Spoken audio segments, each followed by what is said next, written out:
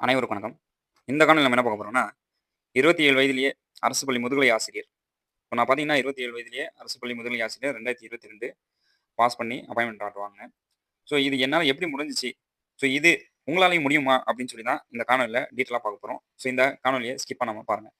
So என்னுடைய முயற்சி பார்த்தீங்கன்னா, 25 வயதிலேருந்து என்னுடைய முயற்சி இருந்துச்சு. என்ன அப்படின்னு சொல்லி பார்த்தீங்கன்னா, நான் கண்டிப்பா ஒரு அரசு பள்ளி முதுகலை ஆசிரியர் கண்டிப்பா ஆகணும். ஏன் அப்படின்னு சொல்லி பார்த்தீங்கன்னா, நம்ம எக்கனாமிக்ஸ் படிச்சதுனால, நமக்கு வேற வாய்ப்பு கிடையாது. முதுகலை ஆசிரியர் மட்டும் தான் நம்ம பண்ண முடியும். ஏன்னா டெட் கூட நம்ம எழுத முடியாது. So BCom, BA, MA, BEd economics படிச்சதுனால நம்ம டெட் கூட எழுத முடியாது. ஸோ அதனால நம்ம முதுகலை ஆசிரியர் தான் ஒரே ஒரு வாய்ப்பு. வேற எந்த வாய்ப்பும் கிடையாது. ஸோ அதனால நம்ம முதுகலை ஆசிரியர் ஆகணும் அப்படின்னு சொல்லி என்னுடைய இலக்கா இருந்துச்சு. ஸோ அந்த இலக்குக்குண்டான ஒரு பாடுபட்டேன். 2019 தேர்வு எழுதினேன். என்னால அது ஜெயிக்க முடியல. ஆனா 2022 என்னால ஜெயிக்க முடிஞ்சுச்சு. ஸோ அந்த ஜெயிக்க முடிஞ்ச காரணம் என்ன அப்படின்னு சொல்லி பார்த்தீங்கன்னா, விடாமுயற்சி தான். இந்த கன்சிஸ்டன்ஸ் தான். ஸோ எப்போ நான் 2019ல ஃபெயில் ஆனேனோ, ஸோ அப்போலேருந்து நான் உட்காந்து படிக்க ஆரம்பிச்சேன். கன்சிஸ்டன்ஸா படிக்க ஆரம்பிச்சேன். என்ன தவறுகள் செஞ்சேன், அந்த தவறுகள நான் மறுபடியும் பண்ணக்கூடாது. மறுபடியும் நம்ம ஃபெயில் ஆகக்கூடாது. பாஸ் பண்ணணும். அதிகமான மார்க் வாங்கணும். சர்டிஃபிகேட் வெரிஃபிகேஷன் போனா நம்மள ரிஜெக்ட் பண்ணக்கூடாது. அந்த அளவுக்கு நம்ம அதிகமான மார்க் வாங்குனா, ஜெனரல் கேட்டகரில வந்து நம்ம சர்டிஃபிகேட் வெரிஃபிகேஷன் போணும் அப்படின்னு சொல்லி, அந்த நெனப்பிலேயே படிக்க ஆரம்பிச்சேன். ஸோ கன்சிஸ்டன்ஸா ஒரு நாள் கூட விடாம, ஸோ டெய்லி என்னுடைய ரிவிஷன், டெஸ்ட்டு, ஸோ என்னென்ன மெட்டீரியல்ஸ் படிக்கிறது எல்லாமே பார்த்தீங்கன்னா, நம்ம கன்டினியூஸா பண்ணதுனால, அ அடுத்த அட்டெம்ப்ட்டே என்னால ஜெயிக்க முடிஞ்சுச்சு. ஸோ அதனால இப்போ நெறைய பேர் கஷ்டப்பட்டுட்டு இருப்பீங்க. ஸோ இந்த முதுகலை ஆசிரியர் தேர்வு நீங்க எழுதியிருப்பீங்க. உங்களால ஒரு 2 மார்க்ல, 3 மார்க்ல நெறைய பேர் சர்டிஃபிகேட் வெரிஃபிகேஷன் போயிட்டு உங்கள ரிஜெக்ட் பண்ணியிருப்பாங்க. ஸோ அந்த மாரி நெறைய பேர் இருப்பீங்க. ஸோ அடுத்த வாட்டி நீங்களும் பார்த்தீங்கன்னா, கண்டிப்பா முதுகலை ஆசிரியர் ஆகணும் அப்படின்னு சொல்லி தான் இந்த காணொளில. ஸோ யாரெல்லாம் எக்கனாமிக்ஸ், ஸோ பார்த்தீங்கன்னா, என்னால பார்த்தீங்கன்னா எக்கனாமிக்ஸ் மட்டும் தான் என்னால பண்ண முடியும். ஏன்னா நான் எக்கனாமிக்ஸ்ல தான் பாஸ் பண்ணியிருக்கேன். ஸோ அதனால எக்கனாமிக்ஸ் தான் என்னோட முயற்சி நான் பண்ண முடியும். ஸோ இந்த ஃபர்ஸ்ட் முயற்சி நம்ம எக்கனாமிக்ஸ் சப்ஜெக்ட்ல ஆரம்பிச்சிருக்கோம்.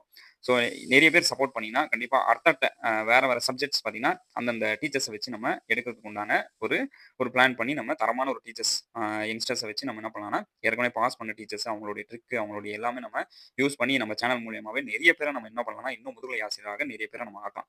ஸோ அதனால எக்கனாமிக்ஸ் மட்டும் தான் என்னால இப்போதைக்கு எக்கனாமிக்ஸ் பண்ண முடியும். ஸோ அதனால இந்த பிஜிடிஆர்பி 2026க்கு உண்டான இலக்கு நோக்கி ஏப்ரல் 4, 2026லேருந்து நம்ம அட்மிஷன் கிளாஸ் ஸ்டார்ட் பண்ண போறோம்.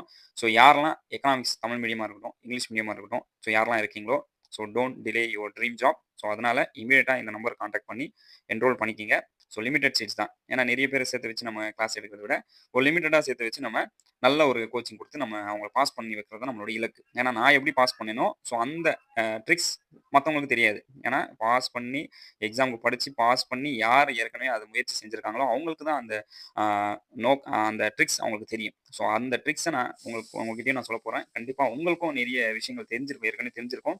ஸோ அதுவும் நம்ம யூஸ் பண்ணி கண்டிப்பா இப்போ வருகிற முதுகலை பட்டதாரி ஆசிரியர் தேர்வுல அதிகமான மதிப்பெண் எடுத்து, ஆ ஜெனரல் லெவல்ல நம்ம வந்து கண்டிப்பா நம்ம பாஸ் பண்ணணும். ஸோ அதுதான் நம்மளுடைய இலக்கா இருக்கணும். ஸோ மெயின் இலக்கு நம்மளோட இலக்கு அதிகமான மதிப்பெண் எடுக்கணும். ஸோ 100க்கு மேல நம்ம மதிப்பெண் எடுத்துட்டோம்னா, இல்ல அட்லீஸ்ட் 90க்கு மேல மதிப்பெண் எடுத்தா கூட நாம எங்கேயும் போய் ரிஜெக்ட் ஆக மாட்டோம். நமக்கு போஸ்டிங் உறுதி. ஸோ அதனால ஏப்ரல் 4 இன்னும் மிக குறுகிய காலம் தான் இருக்கு.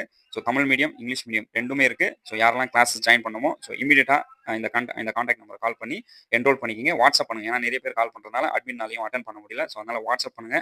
எல்லா டீட்டெயில்ஸும் உங்களுக்கு அனுப்புவாங்க. ஸோ அதனால எவ்வளோ சீக்கிரம் முடியுமோ, அவ்வளோ சீக்கிரம் கான்டாக்ட் பண்ணி நீங்க என்ரோல் பண்ணிக்கலாம். ஸோ அனைவருக்கும் வேற ஏதாவது டவுட்ஸ் அண்ட் கிளாரிஃபிகேஷன் இருந்து கண்டிப்பா நீங்க கமெண்ட்ல சொல்லுங்க. அதுக்குண்டான பதில் நான் டைரக்ட்டா குடுக்குறேன். ஸோ அனைவருக்கும் வாழ்த்துக்கள். நன்றி. வணக்கம்.